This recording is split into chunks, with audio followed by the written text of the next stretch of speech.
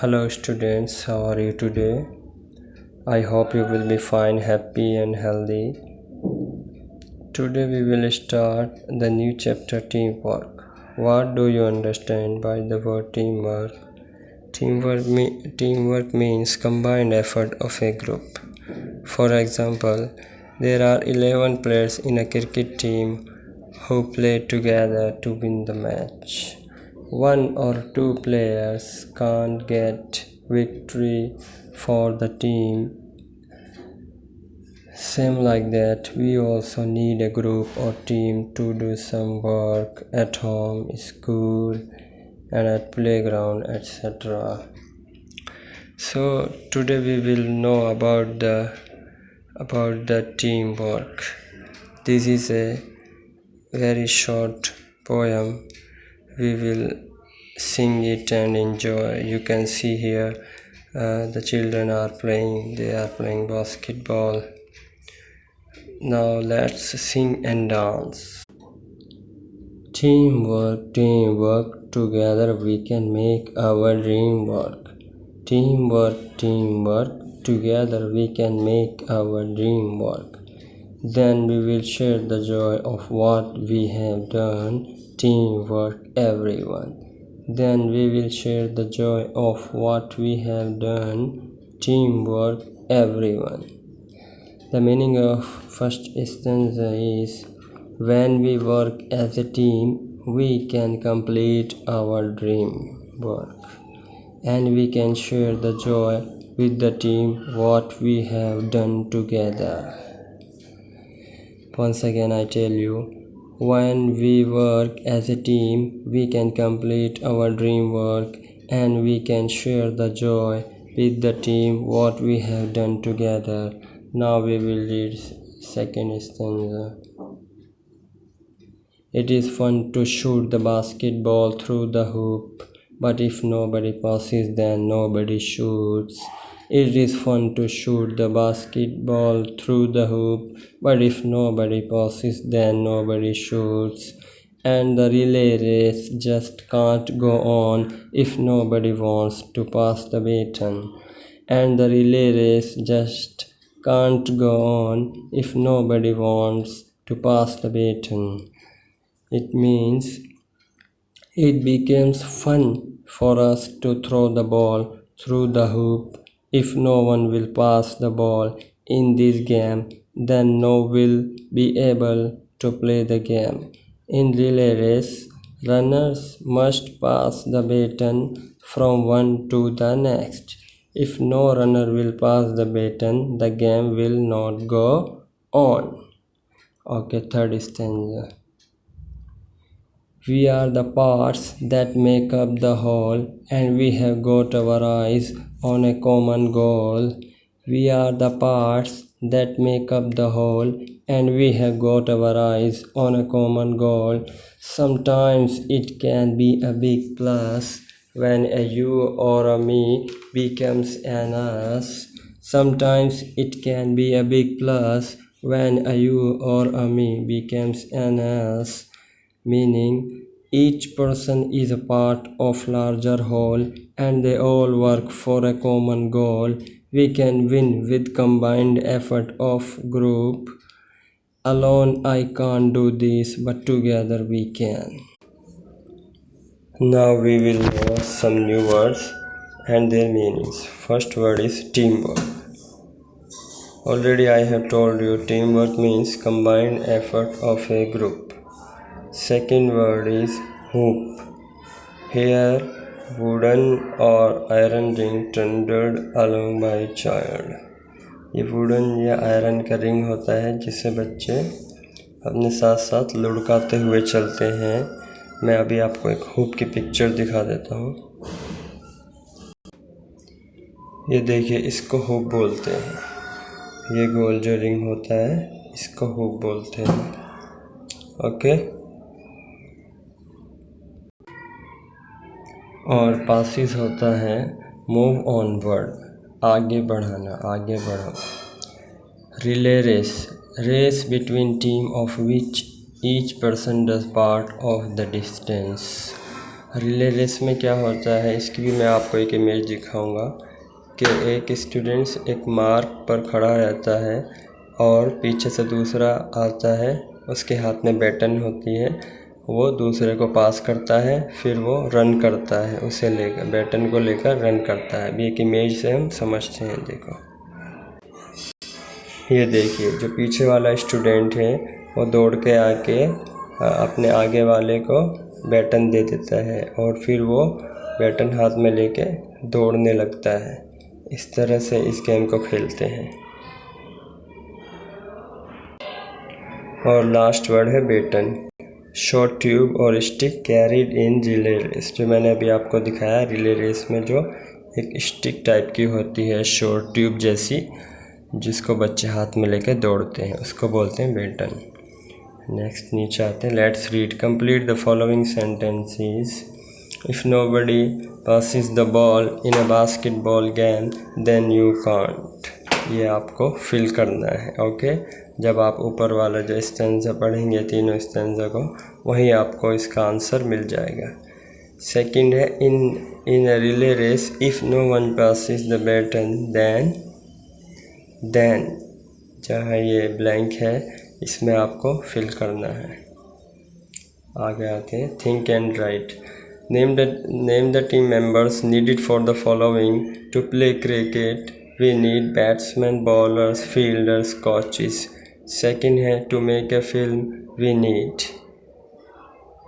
आइए आपको फिल करना है इसमें कि फिल्म बनाने के लिए किन किन की ज़रूरत होती है, उसमें कितने लोग चाहिए होते हैं।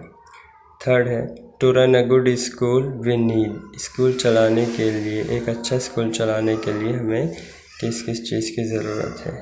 Fourth, to run a restaurant we need. एक रेस्टोरेंट चलाने के लिए हमें किन लोगों की ज़रूरत पड़ेगी। ये भी आपको बहुत इजी है, खुद ही करना है। आगे आते हैं। Complete the sets of rhyming words, one has been done for you. Words from the poem. Team, beam. ये राइमिंग वर्ड्स में जो लास्ट के जो वर्ड की साउंड्स होती है वो हमको मैच करनी होती है। Plus, done, hook, shoot, goal, Joy.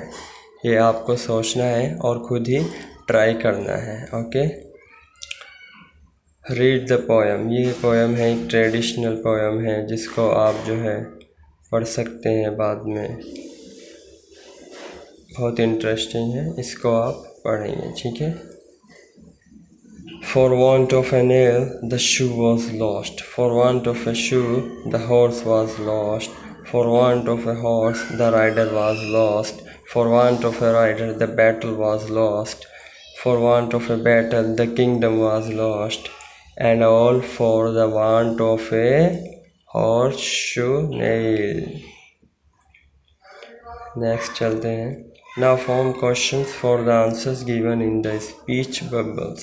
First, the shoe was lost because of the nail।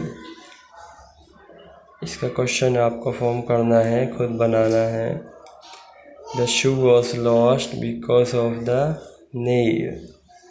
Why was the shoe lost? क्या होगा इसका question? Why was the shoe lost? ठीक है, ये मैंने आपको बता दिया है। एक अब आपको दोनों अपने आप करने हैं, सेम है। The kingdom was lost because the battle could not be fought. Okay, आप इसका क्वेश्चन करेंगे खुद। The battle was lost because there was no rider. ये भी इजी है, इसको भी आपने ही करना है। चलिए आगे चलते हैं। Now make 3 more questions and answers from the poem team work. ऊपर पोएम को आप जब पढ़ेंगे ध्यान से, तो उससे ही आपको 3 क्वेश्चन चुनने हैं और उनके आंसर भी चुनकर इसी में लिखने हैं। Picture composition. Look at the picture and answer the questions in 1 sentence using the word clues given in the box. इस पिक्चर्स को देखकर आपको कुछ क्वेश्चंस के आंसर देने हैं। चलिए देखते हैं। देखिए एक आदमी यहाँ पर ब्रिज लगा रहा है, उसके नीचे एक आदमी है जो दीवार को पेंट कर रहा है। फिर उसके बराबर में एक आदमी है जो डोर को रिपेयर कर रहा है, ये डोर को रिपेयरिंग का काम कर रहा है। उसके बाद देखिए एक लैडर के ऊपर एक आदमी खड़ा है जो बल्ब को और वायर को हाथ में लिए हुए हैं, और उसके नीचे एक लैडर को पकड़ के खड़ा हुआ है एक आदमी, उसकी हेल्प कर रहा है। चलिए क्वेश्चंस देखते हैं। ये बॉक्सेस में कुछ दिए हुए हैं, कुछ words: plumber, electrician, painter, labourer, mason, carpenter, gardener. Okay, आपको फर्स्ट क्वेश्चन का आंसर देना है इस बॉक्स से हेल्प लेकर। Who is laying the bricks? Okay, you will answer the question. Second, who is holding the ladder? You will answer the question. Third, who is the man on the ladder? You will answer the question. Fourth, who is making the door? You will answer the question. Fifth one is, who is painting the walls? This one also you can answer to see the picture. Okay. Now make up a story about the picture, give names to the people, write the story showing the importance of teamwork.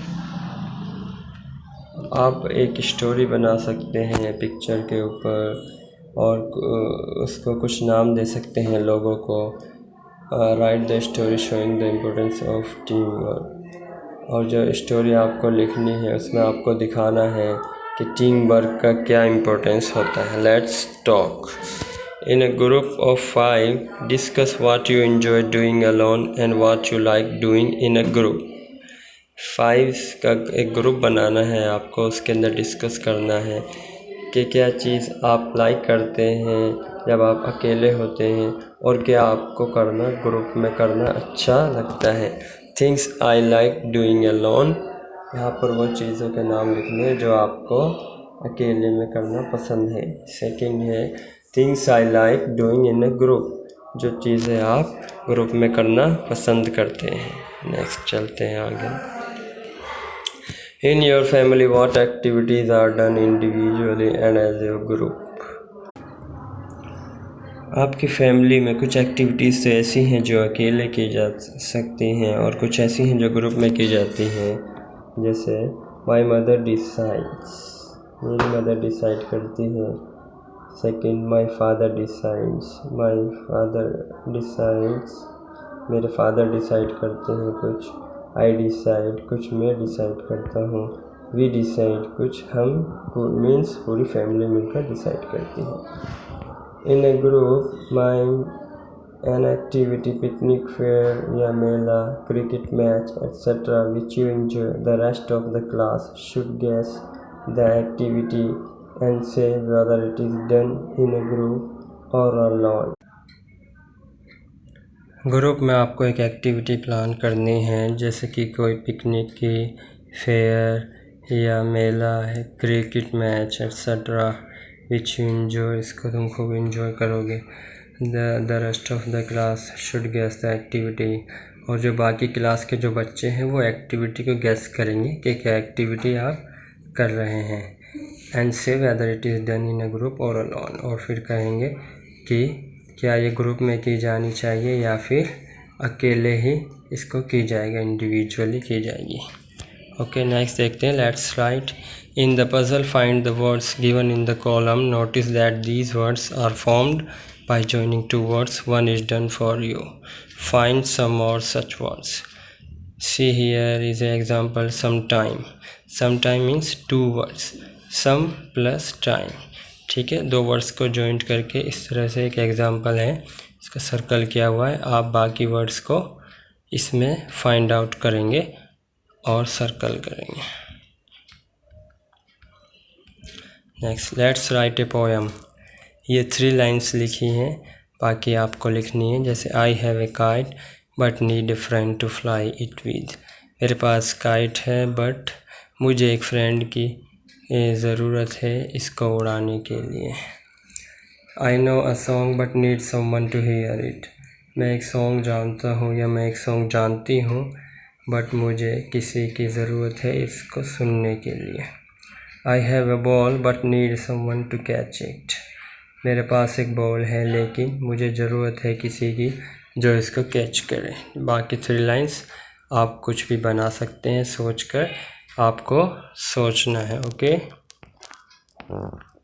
Fun time. Make group of 10 present and present one of the following activities in class। ये class की activity है जो आपको class में ही करनी होगी, ठीक है। तो आगे चलते हैं। से allowed.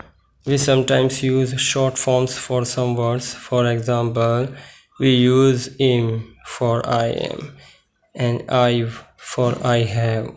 These shortened words are called contractions। In short forms को, इन शॉर्ट वर्ड्स को कॉन्ट्रैक्शंस बोलते हैं। जैसे द मार्क, देखें ब्रैकेट में जो मार्क है इसको बोलते हैं apostrophe. Is an apostrophe which shows where the letters are, जो हमें शो करता है कि जो लेटर्स हैं वो क्या है। वी विल की जो कॉन्ट्रैक्शंस को हम कैसे लिखते हैं, विल, वी एपस्ट्रॉफ और डबल एल। कैन नॉट का कॉन्ट्रैक्शंस क्या बनेगा, कांट, ठीक है। We have, we've, you have, you, there is, there's, what have, what you, ठीक है। ये आप इसको देख लेंगे। और नीचे देखते हैं left out. Now read together, और इसको एक साथ पढ़ना है। Right the contractions for the following phrases. अब आपको ये जो पूरे फुल फॉर्म लिखी हुई है वर्ड की, हैज़ नॉट, इसकी आपको कॉन्ट्रैक्शंस बनाना है। हैव नॉट का भी बनाना है, do not, are not. Okay, इसको आप कंप्लीट कर लेंगे, हमारा चैप्टर कंप्लीट होता है।